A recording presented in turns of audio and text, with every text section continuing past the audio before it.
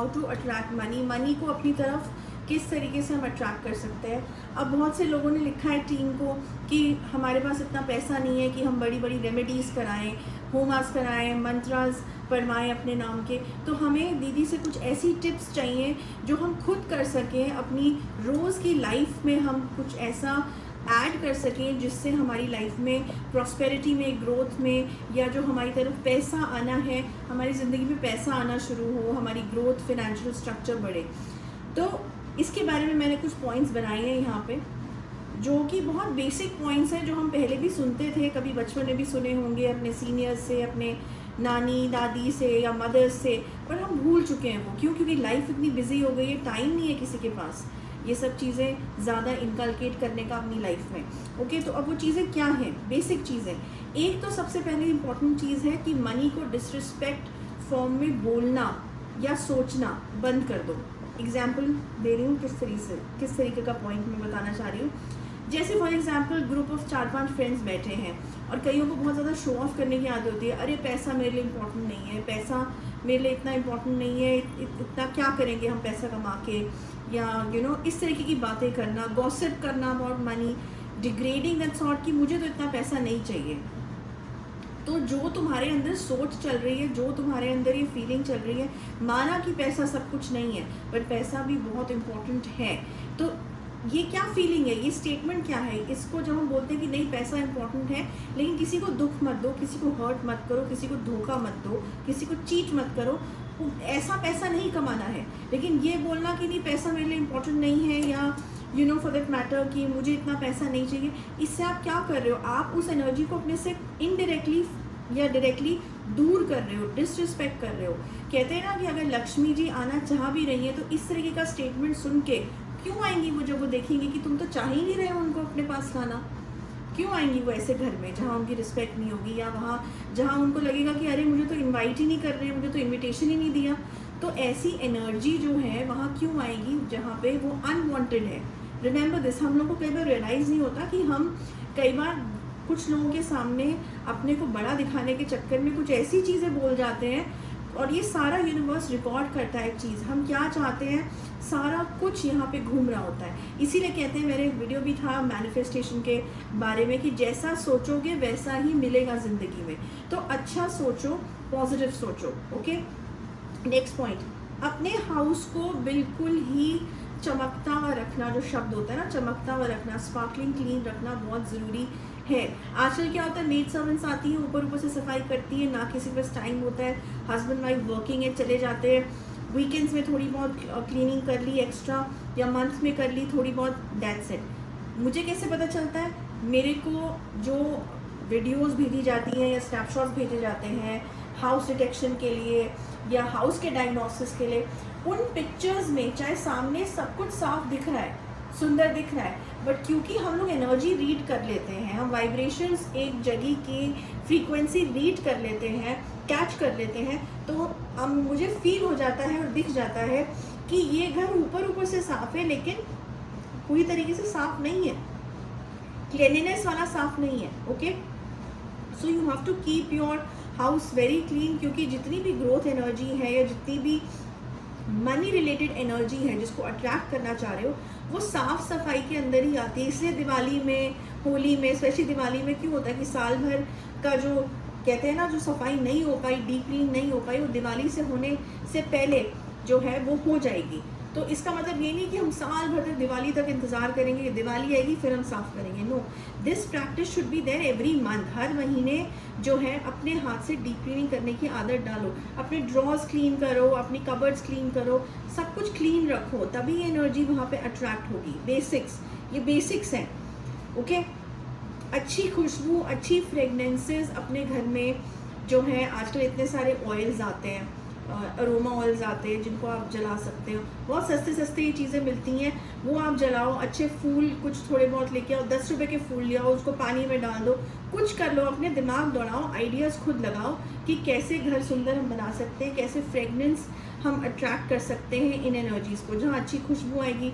अगरबत्ती जलाओ, धूपबत्ती जलाओ, all of this apply your mind into that. देखो, वास्तु हर उस जगह फेल हो जाएगा बड़े से बड़ा वास्तु का यंत्र वहाँ उतना काम नहीं करेगा जहाँ पे साफ़ सफाई नहीं होगी।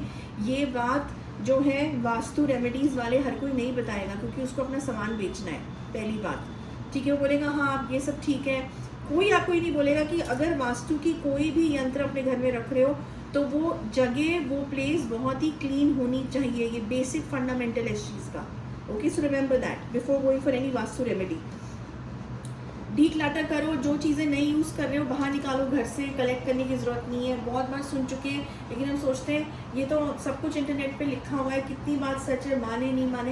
ये बेसिक्स बता रही हूँ, कभी अट्रैक्ट नहीं कर पाओगे मनी को, आएगा भी तो चला जाएगा अगर घर साफ नहीं रखोगे तो। ओके, अब सबसे इम्पोर्टेंट चीज़ जो हम निगलेक्ट करते हैं वो है हमारी किचन।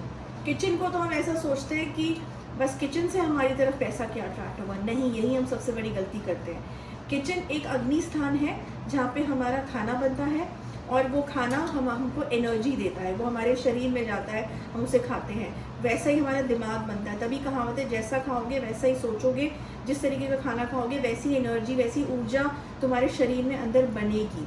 ओके, सो एक तो घरों में बहुत खाना वेस्ट होता है, बहुत खाना वेस्ट होता है, एंड दिस ब्रिंग्स इन, ये जो चीज़ है ना, ये कभी भी घर में बरकत लेके नहीं आ सकती। हमेशा तुम्हारे घर में कभी सेविंग्स नहीं होगी, कभी ग्रो नहीं कर पाओगे, क्योंकि वहाँ भी एक देवी बैठी है which is called the Annapurna Devi of the food, जो हमें फूड प्रोवाइड करती है।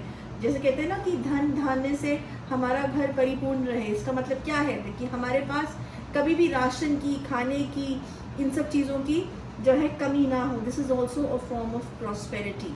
इंसान काम क्यों करता है? खाना खाने के लिए काम करता है। तो सबसे पहले उस एरिया को भी, खाना वेस्ट मत करो, किचन एरिया को साफ रखो, किचन एरिया को भी रिस्पेक्ट करो, दिमाग में भी रिस्पेक्ट करो इस चीज़ को।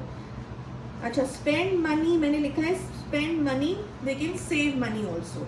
खर्चा करो, कमाई करो, खर्चा करो, बट कुछ पैसा बचाओ भी, बिकॉज ये भी एक तरीके से सोचो एक फॉर्म है जिसको हम सेव कर रहे हैं, उस एनर्जी को, वो धीरे धीरे धीरे हमारा बढ़ता रहेगा और हमारे बुरे वक्त में काम आएगा। चाहे मैं कहती हूँ चाहे 10 रुपये बचाओ तो कम से कम बचाने की आदत तो डालो, शुरुआत तो करो।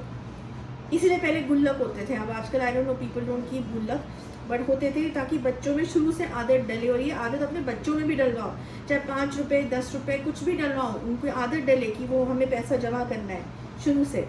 ओके, जानवरों पे और सोशल वर्क पे, उनके सोशल वर्क पे कुछ ना कुछ पैसा अपने कमाई का ज़रूर खर्च करना चाहिए। वो बेज़ुबान है, वो हमसे जो है हमारा रिस्पॉन्सिबिलिटी है, हमसे वीक है मेंटली, रिस्पॉन्सिबिलिटी है उनका ध्यान रखना।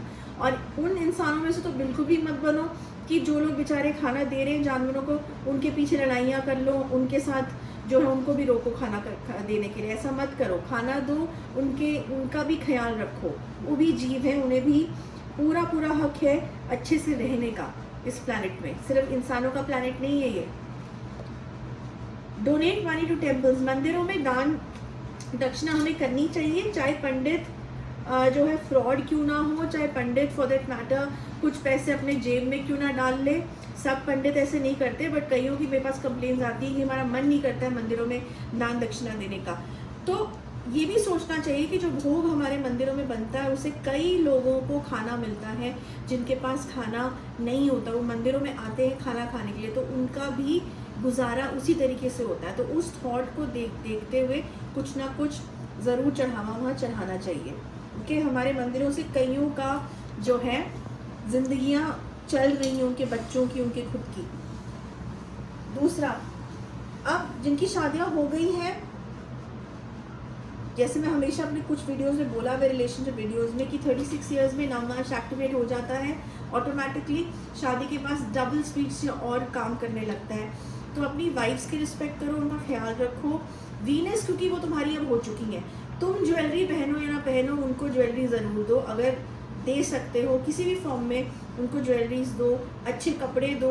क्यों? क्योंकि एक तरीके से वो हो चुकी हैं तुम्हारी गॉडेस लक्ष्मी। वो मानते हैं ना कि जब घर में लेडी आती है तो she is a form of goddess Lakshmi, तो वो तुम्हारी गॉडेस लक्ष्मी बन चुकी है। जितना उनका ध्यान रखोगे उतना जो है अपनी लाइफ में संभले रहोगे। Venus is not just money, attraction of money का जो एनर्जी है सिर्फ ये नहीं कि पैसा, attraction of prosperity, growth, health, everything इस सब चीज़ में आ जाता है ओवरऑल।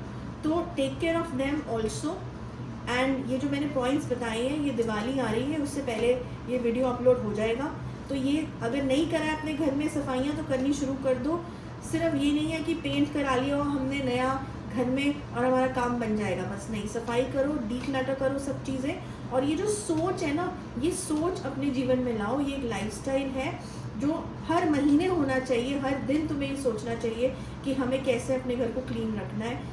अच्छा रखो, अपने आप जो ये चीज़ें हैं ये अट्रैक्ट होंगी। इसका मतलब ये नहीं दीदी आपने तो हमें सफाई करने को बोला था, हम तो सफाई करने में लग गए और काम कर नहीं रहे। काम तो करना ही है, लेकिन एट द सेम टाइम काम भी करते रहोगे, लेकिन अगर सफाई नहीं रखोगे और ये सारे पॉइंट्स जो मैंने बताए इनका ख्याल नहीं रखोगे तो कंप्लीट सक्सेस नहीं मिलेगा। It's a blend of both. Okay, so बस अब next week another topic. Till then good bye.